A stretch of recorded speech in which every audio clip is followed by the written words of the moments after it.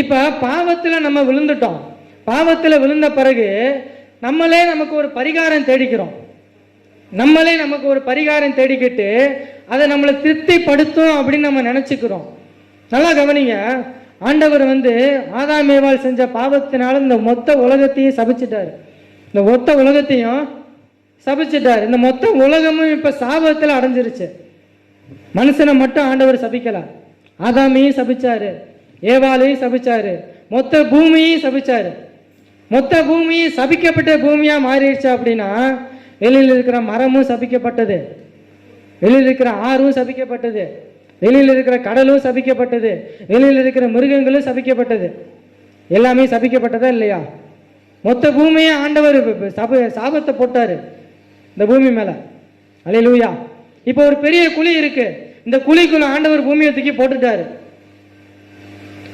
அந்த சாபமான ஒரு குழிக்குள்ள பூமியை தூக்கி போட்ட பிறகு இப்ப மனுஷனாகிய நம்ம என்ன பண்ணிக்கிறோம்?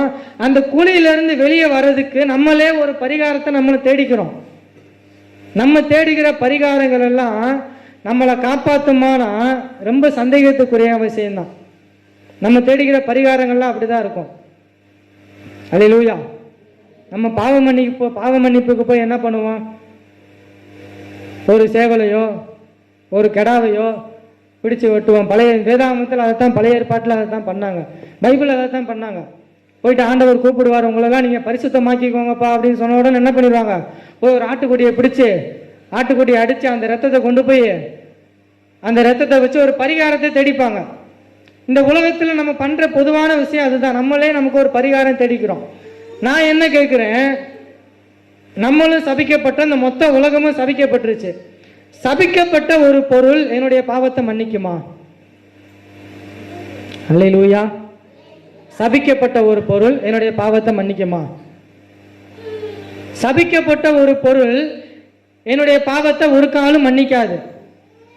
அப்ப வெளியில் இருக்கிற ஆடு மாடு மிருகங்கள் மரங்கள் செடிகள் கொடிகள் எல்லாமே சபிக்கப்பட்டது.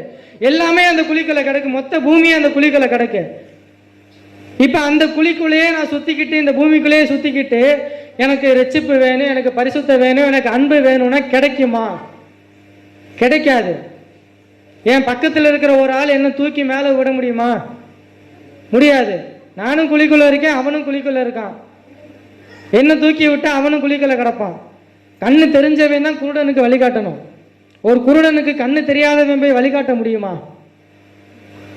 வழிகாட்ட முடியாது. குருடனுக்கு குருடன் வழிகாட்டினா என்ன ஆகும்? ரெண்டு பேரும் போய் பள்ளத்தில் விழுந்துருவாங்க. யாராவது ஒருத்தன் கண்ணு தெரிஞ்சவனா இருக்கணும்.